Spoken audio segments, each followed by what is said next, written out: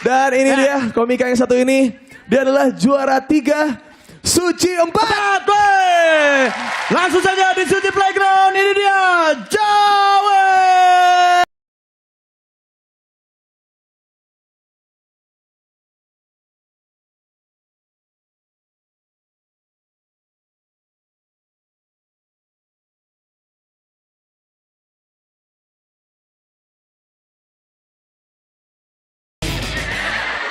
Yo, assalamualaikum. Ini gimana kabarnya semua pada sehat? Alhamdulillah ya. Yo. Assalamualaikum. Yo. Terima kasih buat Kompas. Gue udah diundang lagi ke Balai Kartini gitu ya. Kirain buat callback, taunya buat ini lagi. Dan biasanya itu kalau misalnya gue ditonton sama juri itu kadang-kadang gue suka suka nervous gitu.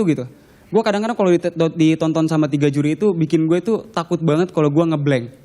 Tapi sekarang mereka udah nggak ada di sini, jadi gue kalau ngeblank juga bebas. Mau ngeblank juga bebas.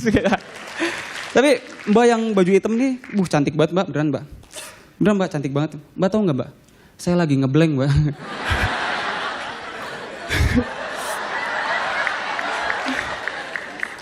Tapi sebenarnya ada beberapa faktor yang bikin komik itu ngeblank. Yang pertama itu karena grogi.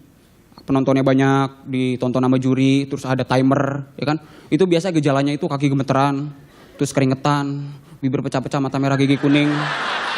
Kan?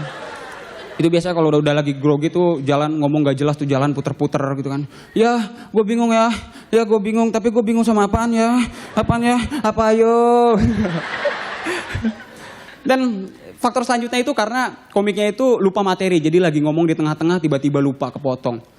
Dan faktor yang paling parah yang pasti bikin komik ngeblank itu karena komiknya emang gak punya materi. Mau ngomong apa? Tapi gue beneran ya, setelah gue close mic hari Jumat, terus hari Sabtunya gue pergi ke pesantren gue di daerah Banten.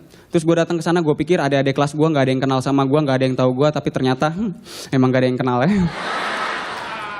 Tapi enggak, beberapa ada yang kenal karena ternyata mereka ngadain nobar video suci gue. Setelah nobar, hari Jumat biasanya ngadain latihan pidato, mereka pada nggak mau pidato. Pasti tanya, kenapa nggak mau pidato? Nggak takut nggak lucu. Lah, dikata stand up kali ya? Biasanya mereka kalau lagi pidato kan gini, Assalamualaikum warahmatullahi wabarakatuh. Pertama-tama yang paling utama, marilah kita haturkan rasa syukur kita kehadirat ilahi Robbi. Kan? Jadi sekarang mereka kalau pidato jadi gini. Assalamualaikum warahmatullahi wabarakatuh. Pertama-tama yang paling utama, ini gimana kabar semuanya pada sehat alhamdulillah ya. Jadi ngikutin. Tapi setelah itu gue datang, gue sempat ketemu sama Pak Kiai gue, Kiai Adrian. Terus gue ngobrol-ngobrol, di tengah obrolan beliau bilang, Zawin nanti kalau misalnya ada waktu kosong kamu ngisi ya di pesantren, ngisi stand up di acara malam seni santri. Terus gue bilang, enggak Ustaz, saya yang bakal kosongin waktu. Nanti saya datang ngisi acara nggak usah dibayar, gratis, saya ikhlas. Terus beliau bilang, oh bagus kalau gitu. Terus gue dikasih cincin sama Pak Kiai. Ini cincin buat kamu sebagai bentuk apresiasi pesantren. Ini cincinnya, serius, dikasih Pak Kiai. Terus gue balik ke kosan, gue tanya ke teman gue yang ngerti cincin, katanya ini harganya sekitar 400 ribuan. Ya udah nanti gue stand up gak usah lebih dari 5 menit ya. Sebenarnya pas lagi bulan puasa gitu, untuk banyak, kalau menurut gue sebagai anak kosan itu, gue anak kosan dan teman-teman gue anak kosan, bagi kami anak kosan, bulan puasa itu nggak beda jauh sama bulan-bulan biasa, sama aja. Ya soalnya bulan-bulan biasa juga kita udah biasa nahan lapar gitu. Tapi seenggaknya bulan puasa itu ada barokahnya buat anak-anak kosan.